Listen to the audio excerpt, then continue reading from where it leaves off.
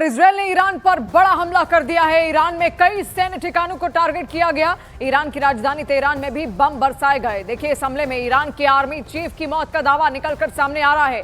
इसको लेकर लेकिन कोई आधिकारिक पुष्टि ईरान ने अब तक नहीं की। और वहीं ईरान की सरकारी मीडिया के मुताबिक इस हमले में ईरान के 4 टॉप अधिकारियों की मौत का भी दावा है। तो एक बड़ी खबर निकलकर सामने आ रही है और देखिए किस तरीके से एक बड़ा भयानक विस्फोट वहां पर हुआ। और बड़ी खबर इस बात को लेकर भी, वहां पर जो भारतीय ईरान में रह रहे हैं उनको लेकर एडवाइजरी जारी कर दी गई है।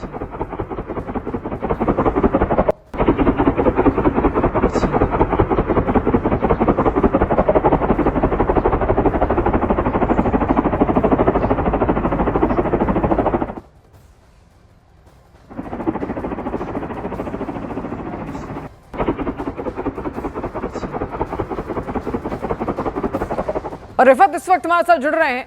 रिफत, देखिए बड़ा विस्फोट यहां पर किया गया। सबसे अहम बात तो ये कि जो राजधानी थी उस तक इजरायल ने यहां पर बम विस्फोट किया, वहां तक मिसाइलें दागी। अपने आप में बहुत बड़ी बात है किसी देश की राजधानी में इस तरीके से विस्फोट करना।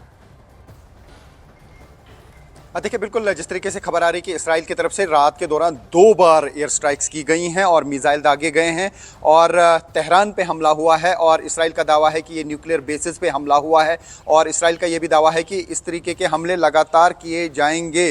और इस तरीके की खबर आ रही है कि IRGC जो आर्मी के चीफ हैं ईरान के, उनके मारे जाने की खबर आ रही है, लेकिन उसकी अभी ऑफिशियल कंफर्मेशन नहीं हुई है। इस तरीके की मीडिया रिपोर्ट्स सामने आ रही हैं, लेकिन इसकी कितनी हकीकत है थोड़ी देर बाद ये क्लैरिटी इसमें आ जाएगी। लेकिन लगातार इसराइल की तरफ से हमले किए जा रहे हैं। हालांकि यूएस का कहना है कि उनकी बैकिंग इस पे नहीं है, यानी यूएस का कहना है कि वो इस हमले के पीछे नहीं है। लेकिन कल ही इस तरीके के इशारे मिले थे कि इसराइल की तरफ से हमले किए जा सकते हैं, जिस तरीके से ट्रंप ने भी बयान दिया था और उससे ये लग रहा था कि ईरान पे हमला हो सकता है। लेकिन इसराइल का दावा है कि काफ़ी सारे जो न्यूक्लियर बेसिस हैं उन पे हमला किया गया है। और इसराइल का ये भी दावा है कि एक जगह पे जहाँ पे 10,000 बैलिस्टिक मिसाइल बनने थे वहाँ पे भी हमला हुआ है। तो फिलहाल एडवाइजरी जारी कर दी गई है। भारतीयों को लेकर भी एडवाइजरी जारी की गई है। उनसे कहा गया है कि वो संपर्क में रहें।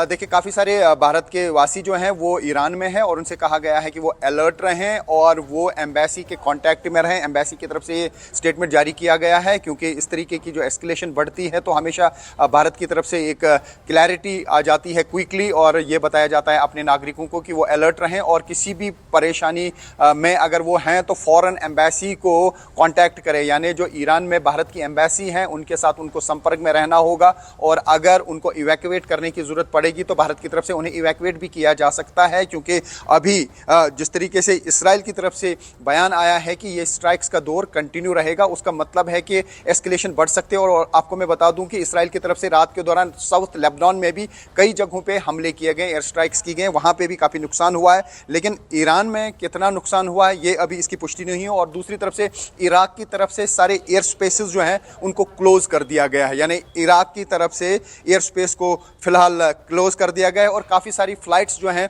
वो सस्पेंड कर दी गई हैं। और दूसरी तरफ से ईरान में अभी ये कहा जा सकता है कि टेंशन बहुत ज़्यादा है, लेकिन तेहरान के साथ साथ कुछ और जगहों पे भी एयर स्ट्राइक्स हुई हैं। और इसराइल का दावा है कि उन्होंने न्यूक्लियर वेपन के जो स्टेशंस हैं, न्यूक्लियर प्रोग्राम जो था ईरान का, उसको रोकने के लिए। इसके अलावा वहां से जो मीडिया रिपोर्ट सामने आ रही है वो ये कह रही है कि 4 अधिकारी जो उच्च अधिकारी हैं ईरान के वो मारे गए हैं इस हमले में। हालांकि कोई आधिकारिक पुष्टि अभी ईरान ने की नहीं है, कोई जानकारी उसको लेकर।